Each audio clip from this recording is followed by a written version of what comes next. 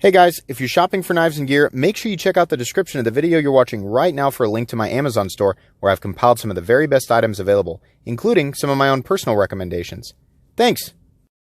What's going on, YouTube? Middle Complex here, and today I've got a very special overview to share with you guys. This is the Protech Malibu manual button lock flipper with the new reverse Tanto blade shape. Now this is a prototype, but it is basically the finished product with only a couple of minor changes coming to the actual version that you'll see pop up on retailers. Now, right away, I'm gonna let you guys know, I do have links where you can see the coming soon post. It's a Blade HQ link down below. It shows coming soon.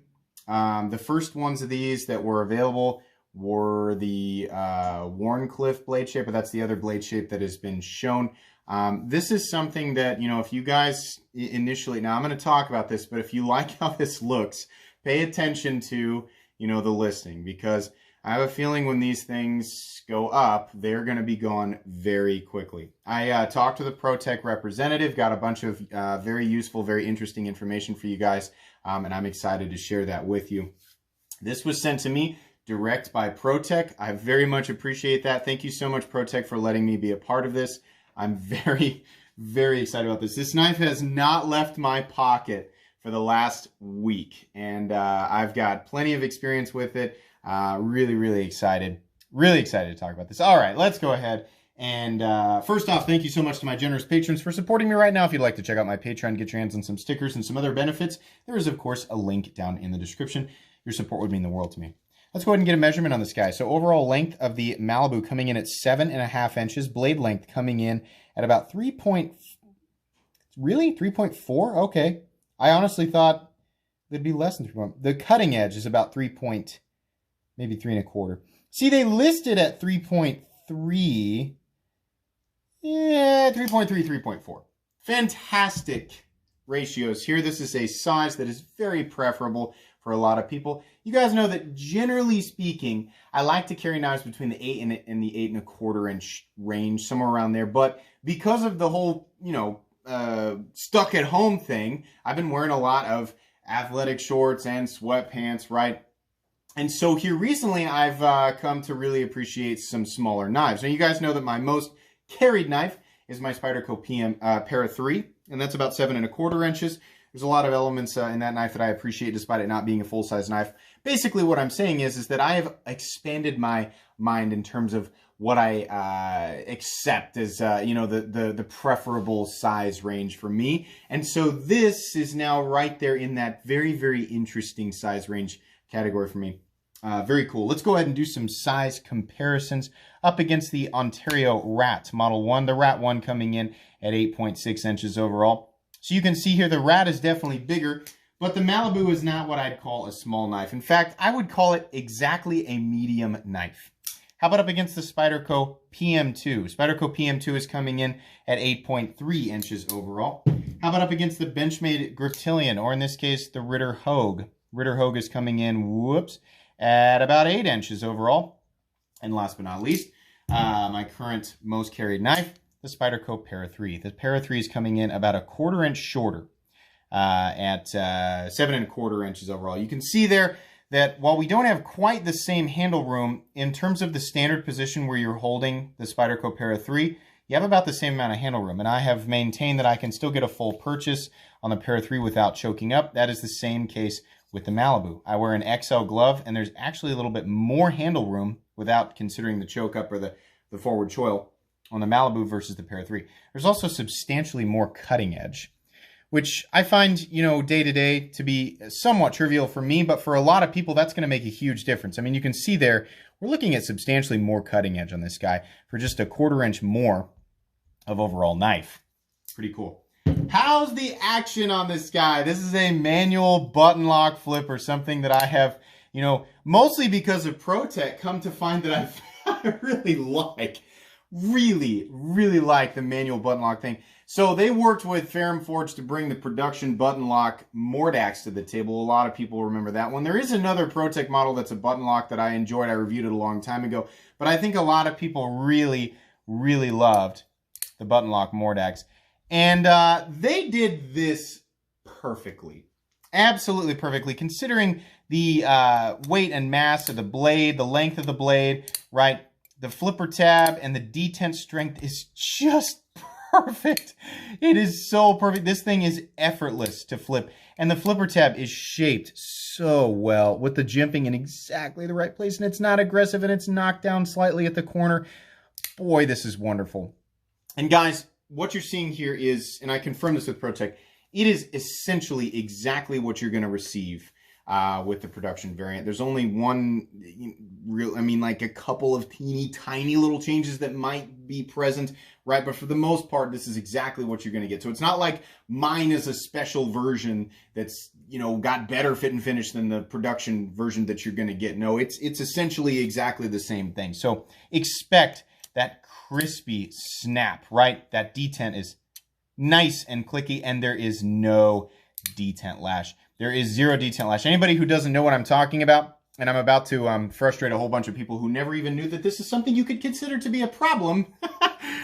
But me being the nitpicky person that I am, one of the first things that I always check for in a flipper is play in the closed position, meaning can I move the detent, or I'm sorry, can I move the flipper tab and feel the blade clicking up and down? Basically the detent ball moving around, or not the hole, the detent hole is a little bit larger than where the detent ball fits into it, and so there's a little bit of play. Does that cause a functional issue with the knife? No, but it's something I don't like, because in some cases, if it's really bad, you can hear the knife rattle.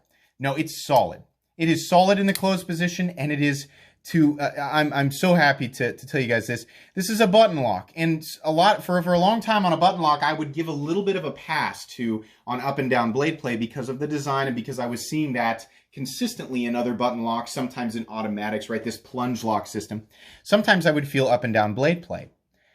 There is no blade play. There is no blade play on this guy at all. This is something, again, that I talked about with the Protech rep. He was like, how's the lockup? Isn't that crazy? And I was like, yeah, it's solid.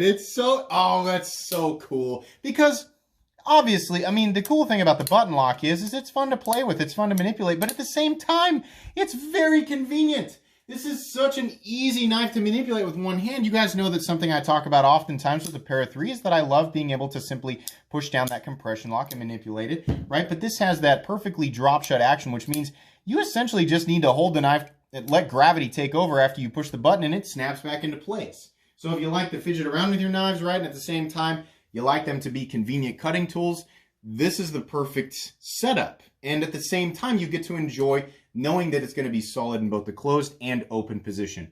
There is literally nothing for me to complain about in that department. Perfect. It's perfect. I do the hardware check, but Protech uses the hex heads. I've got hex heads, but listen, that's fine. As you know, it's the larger, essentially the equivalent between the pivot and the handle screws. It is the hex equivalent to a T8, right? Now they have a T6 up here on the, oh my gosh, the stop pin. My brain told me to say impact bar. That is not what that's called. The stop pin, right? So you're going to have to use a T6 back here. There's a couple of T6 screws underneath the pocket clip. No big deal. It's never a deal breaker. I prefer T8, and I like to see consistency between the hardware, but that has never been something that has been a deal breaker to me. If they were all the exact same size hex head, between the pocket clip and the stop pin, that'd be even better. But in its current configuration, it's not something that bothers me hardly at all, and it's not something that should stop anybody from making a purchase on this knife. Let's go ahead and talk about carry profile. So thickness. Up against the Spyderco Para 3, we are coming in at exactly the same thickness. No issue there. Let's go ahead and put it up against the Spyderco PM2 and Para 3, two knives that have unquestionably awkward carry profiles that nobody ever seems to complain about. In terms of height, yeah, you're looking at a shorter overall handle than the Para 3 and PM2. And even with the flipper tab, it's nowhere near as tall as either of these, right? It's just not, the entire thing is not a cumbersome object. So if you don't like the thickness of the Para 3 or PM2, right, if those knives, if you would consider them too thick, that might be something that bothers you. But the overall profile and the weight on this guy, in my opinion, should easily make up for that. We are looking at an aluminum frame And probably, I'm going to guess it's 120 thousandths. I think Protech really likes that thickness, and a lot of people do. Let's go ahead and measure that here. 123, so maybe it's about 125 thousandths. Let's put it up against the Ritter Hogue, a knife that is very similar in thickness. Yeah, that's going to be about the same there. And then you're looking at aluminum, and on the inside, it's not milled out, but it really doesn't need to be. Aluminum is very durable and very lightweight, right? If you're used to Protech knives, then you know, probably expect these types of materials. But let me point this out real quick. This is not 154 cm. No, this is CPM 20 CV, as you can see right there. And that is going to be the case on the production ones as well. So, given everything that we know there you go, guys. 3.14 ounces. If you go by ounce and inch on total blade length or ounce and inch on cutting edge, it is well within those margins. It's unless anything heavier than the well, you know, if you're the type of person to say that anything heavier than the Para 3 lightweight or bug out is too heavy, well, then this probably won't be for you. But for everybody else, this will be just fine.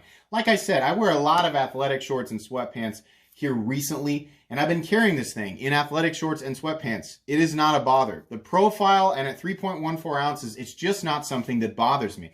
At the same time, though, because of the design of the pocket clip and because of, you know, the nature of this knife, it'll feel right at home in jeans, khaki. I mean, this is a knife that really can be carried in pretty much anything. If you like to wear skin-tight leather pants, maybe not. For most other people, though, and for most different types of pants, right, it's going to be just fine. Some people might call the scales a little bit thick, but, I mean, you know, you guys know what my rotation is, right? I've talked about this before. I'll get these knives out. The primary knives in my rotation here right now. The Ritter Hogue, the Crooked River, the Shaman, the Super Freak, the Para 3. These knives all have basically the exact same thickness, and I don't consider them to be thick knives, right? Versus Hinderers, versus Medford, some of the other larger knives that I carry. No, it's just not thick. This knife isn't thick either. It's very, very easy to carry. Absolutely. Let's go ahead and talk about the anatomy here. So what we have is this Type 3 hard coat anodized aluminum, which in the past, I felt some of these aluminum coatings, and some of them feel or felt a lot more chalky. This is very smooth. And honestly, a lot of the Protechs that I've handled lately have felt smooth. And maybe it's in my head, or maybe they've changed something, but it's very smooth. Very, very, very smooth. It doesn't offer any, you know, the excess chalkiness, you could make an argument, you know, helps out, you know, with grip, I guess. Whether this was a completely slippery surface or a very grippy surface, oh my gosh, you know, it's trivial to me, or more or less trivial, because the area for your hand to grip the knife, or the lines, the ergonomic lines, are just fantastic.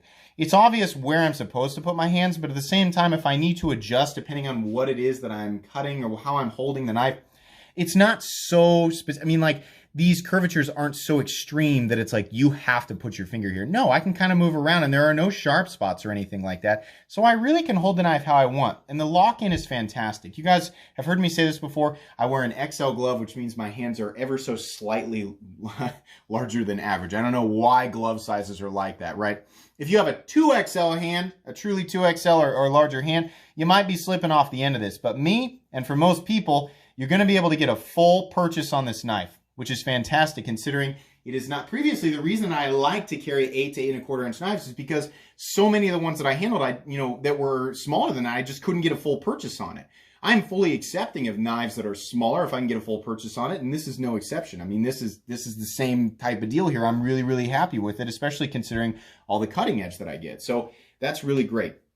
Ergonomically, it's fantastic. All of these areas right here, all of these little, these chamfered areas are just really nice. There's not a hint of a sharp edge anywhere.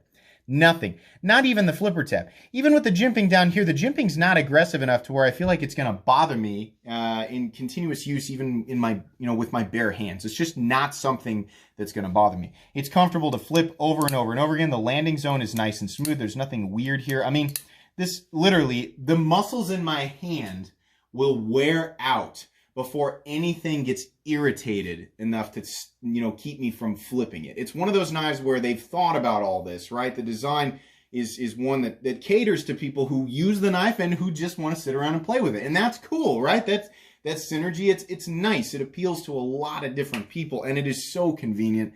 It's just wonderful. The hardware setting, the placement of all the hardware is just great. That nice polished hardware in contrast with the matte black finish on the aluminum is wonderful. The firing switch is, well, it's not a firing switch. The button is recessed. It's easily accessible.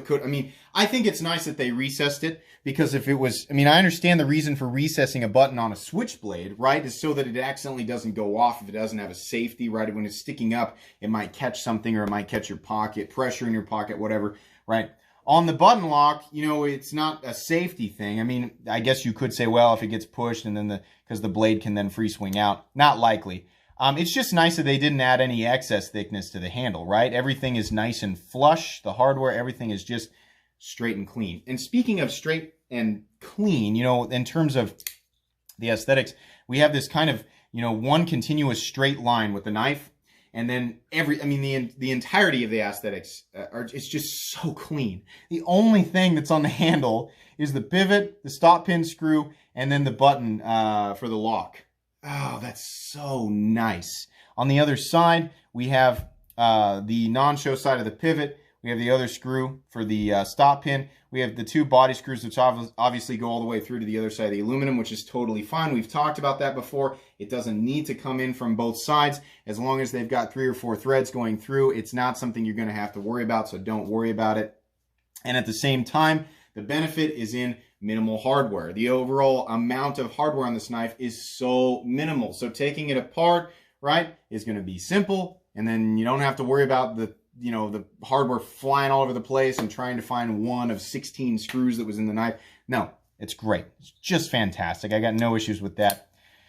So this is a prototype blade, and you can see right here, it says Protech.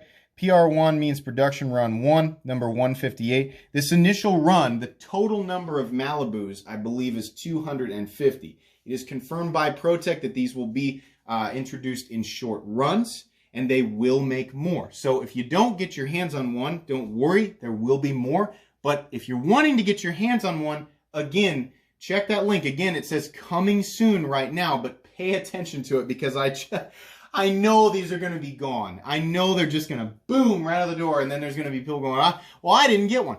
Well, pay attention. Pay attention to the link, and that's something you kind of have to do if you want to get your hands on something that's inevitably going to be popular. And I'm making a guess here, but it's an educated guess. Based on everything I've seen come out of the knife world, the preferences, what's really popular, what goes quick, right? Yeah, that's going to be the case. Now, this is a different blade shape. It's my understanding there's going to be more blade shapes. I also talked with Protech about, different versions of this. They're going to, they always do like the ultimate custom thing for people who, really want a crazy, very, very expensive, but really crazy version of the knife. So they're, planning on doing stuff like that down the road. It sounds like they have plans for multiple colors. This one is finished in tumbled. It won't surprise me at all if they have different finishes, including DLC, satin finished, right? So judging by what I've seen from Protech here lately, they're really dipping into the multi-colored thing and the different finishes and combinations of different finishes to cater to a wide range of different people. And I think that is really, really cool. So expect to see stuff like that coming down the road. Not initially available in a wide variety, but something that you can expect down the road. Again, this is a prototype, so something you guys might have taken notice of is the blade is sterile, meaning, well, the blade face is sterile, meaning there's no logos or anything on the blade. They've put it back here on the spine for the prototype. I believe the production variants will have the typical Protech markings out here on the face, which is fine. Protech has never done a bad job with that. It doesn't look ugly in terms of billboarding. They generally put Protech over here, and then usually they put the steel on this side. Let me say this. Protech, you can ignore me if you want, but putting your logo back here and the number and then putting the blade steel on this flipper tab is excellent. I don't want to say that if you put the logos on the regular part of the blade that you normally do, that's bad. But man, it makes this knife look so classy. Not to say that the Protech logo is bad, but man, people really love sterile blades, and this looks so good like this. you know, again, ignore me if you want. Consider maybe doing a run, you know, experimenting with it, putting the logo on the spine, because the logo's still there, the number's still there, the blade marking's still there. But man, this just looks so clean like this. So the first run of these, again, the logo will not be like mine. It will be on the blade face. I just wanted to clarify there, but I had to throw my 2 cents in. This is a tumbled blade from Protech, which is not a finish that I see a lot, and it is absolutely wonderful. It's kind of in between reflective and kind of subdued. Really, really like it. Nice and even. There are no sharp edges, nothing up here that's catching my fingernail, and that's due to the tumbling process, most likely, which is why I really like tumbled blades over satin blades. Oftentimes, satin finished blades tend to be a little bit more angular on the spine. They catch your fingernails. Is that a bad thing? No, it's something that bothers my hands a little bit. It's just me being a nitpicky knife person. This is the reverse Tanto blade shape, and it is fantastic. This is an awesome, you know, sometimes with my EDC knives that have a lot of curvature, I find it difficult to do some of my more draw cut style tasks, which I find that I do quite a bit. I open a lot of packages, right? I cut a lot of general, you know, boxes and tape and stuff like that, right? A blade shape like this is nice because you really can get that tip down into what you're cutting, but there is still belly, which means this is still going to be a nice slicer. You have a flat that runs out about 85% the length of the blade, carrying very meaningful thickness out to the tip. There is a a reverse Tanto blade, there is quite a bit of material behind that tip. So despite the fact that this is at about 125 thousandths, this is a fairly durable blade. You know, and I mean, as far as like blade tips go, right? Comparing to the PM2, which is 145 thousandths, but has much less material out of the tip and is much more needle-like. So if we're comparing to knives like that, then yeah, this is a fairly strong blade shape. 20 CV isn't a steel that emphasizes excess toughness, but in a blade shape and design like this, right, this is an EDC style blade, and it might be capable of things a little bit outside of the realm of that. You know, it's certainly something that I would trust it with. I think it is very accentuated in this blade shape and this overall size. So you get the excellent corrosion resistance, the excellent edge retention. To my knowledge, Protech has never had an issue with heat treat, no matter what the steel is. There are plenty of people out there who use their knives. I've got a buddy who uses a Protech and CPM 154. I use my 154 CM SNG. Nothing but a wonderful experience. So there's no reason for me to think otherwise. This doesn't get absolutely laser beam thin behind the edge, but it is nice and reasonably thin. It will slice, it will cut. It's going to cut better than I think the majority of the general, you know, the really popular EDC knives that we see out there. This feels very similar to... let me feel it real quick here, just to give you guys a reasonable example. Yeah, it actually feels a little bit thinner than my Crooked River. And it feels, I think, almost, boy, it feels very similar. Yeah, extremely similar to the Para 3. So that's fine. That's going to be a fantastic EDC blade shape. There's really nothing in my day-to-day life that I can't do with a blade like this, or that isn't made easier with a blade shape like this. So this blade shape is super cool. Thank you so much for sending this one to me. I really like this, and it's different than the other drop point blades that I've got in my rotation. And there's so many things that I appreciate here. There's nothing in the cutting path. There's a little bit of a sharpening choil there, so that's excellent. Really, really great. I mean, the entirety here, you know, the cutting edge is even all the way down. It's nice and glassy, nice tip there, very symmetrical. Nothing to complain in the fit and finish department.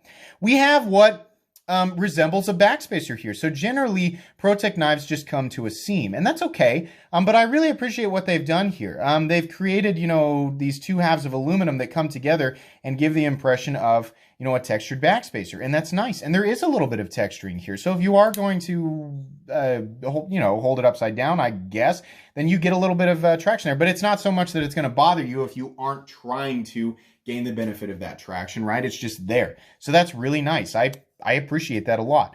They have this wonderful lanyard slot or hole design that is completely and totally out of the way. If you like lanyards, you can use it. If you don't like lanyards, you can simply ignore it. And then they have this wonderful deep carry Protech clip that is basically perfect.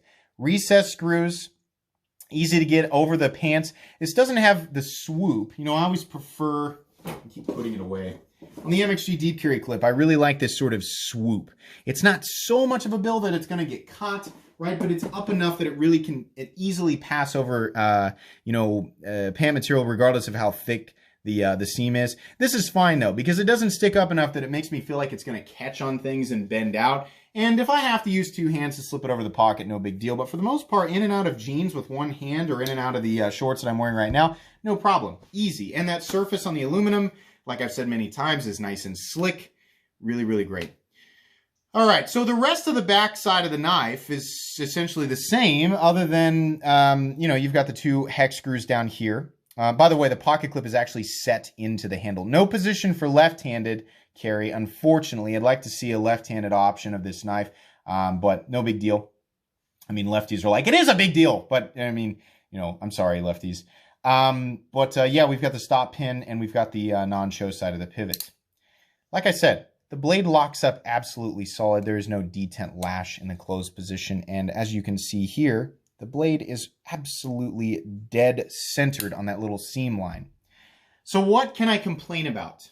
Realistically, what can I complain about? A lot of you guys might be thinking he's going to be a little bit biased because Protech sent him this knife. I can understand why you might think that, but no, I can't actually bring myself to say nice things about a knife just because someone sent it to me. I'm going to say nice things about a knife if I actually think them, because I can't control my own thought. After handling this many knives, I can't control what I consider to be a flaw or if a criticism that needs to be voiced, right? So legitimately, there's very little I can complain about here. I mean, I guess in some areas this is going to be illegal because it is over that 3-inch line, right? Maybe you don't like the aesthetic. Maybe you don't like the blade shape. Those are little personal things. As far as things that I just, that I think could be made better in a utilitarian sense, it's just really just like that T6 screw right there and the T6 screws on the pocket clip. I mean, this is a pocket clip design. You have to get the tool in there. So in that case, I mean, maybe having a smaller head makes it a little easier to back the screws out, but that's pretty minor, guys. That's basically nothing. I'm almost forcing it there. I legitimately can't... I can't think of too much that's really going to bother anybody, right? I mean, if you like open L cutting geometry, then maybe this is going to be too thick behind the edge for you. But for the other 99% of the population, this is going to slice just fine. In fact, this is a better slicer than most of the knives in my EDC rotation. And I don't necessarily need a knife that is laser beam thin behind the edge. While this isn't laser beam thin on the cutting edge, it is still quite thin. I'm not going to call this even medium behind the edge. It's still quite thin. It's very, very acceptable. The major applauds for this are the size, the profile, the action, the lockup, right?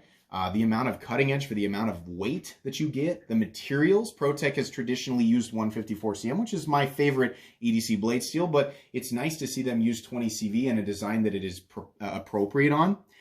That's wonderful. That's going to make a lot of people happy. Now, this is listed as coming soon at $189. Yes.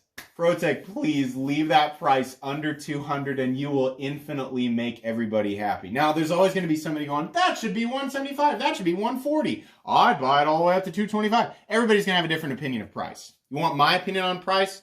Is that if this knife stays under $200, it'll always be a huge thumbs up for me. This knife is made in the USA, right? This is, I feel like this is going to be a big one. And I said that I opened this and I was like, ugh. Just after carrying it and just enjoying it, it just really feels good. You know, for some people, this might be an overly simple aesthetic, an overly simple design. I'm hoping that, you know, if you're somebody that does not like a simple aesthetic, I'm hoping the combination or the idea of the combination between the button lock, the flipper tab, the excellently tuned detent, right? All that stuff, all the little fit and finish things, right? All that great stuff maybe will win you over, because this is certainly one that you should experience when it becomes available. If the true, you know, the final version of this truly is pretty much what I'm holding here, this is wonderful. This is wonderful. This prototype will actually be going in my favorite knives of all time, and the knife itself will be going in my most recommended knives playlist, despite the knife not quite being available yet. But I am very, very overjoyed with this. This is a wonderful knife, a wonderful design. Protech, it's like I always say, has always made, in my opinion, the best side-opening automatic knives in existence, and it looks like they're well on their way to making some of the best, if not the best, button lock manual knives in existence, because every single one that I've handled from Protech has just been an absolute home run. And this is also going to be the case here. Very, very cool. I don't know that there's much more that I can say here, guys. Keep an eye on this one. Be ready for it when it drops. Links in the description. I think that's going to be about it. If you guys enjoyed this video or you were at least mildly entertained by it, please leave a like if you'd like to check out my other content. I do, of course, have lots of videos of knives that are either expensive or inexpensive that I do or don't like. So check those out. And if you enjoy all of my content, go ahead and click on this Metal Complex logo right here and subscribe, because there's definitely more coming. Thanks again for watching, everybody.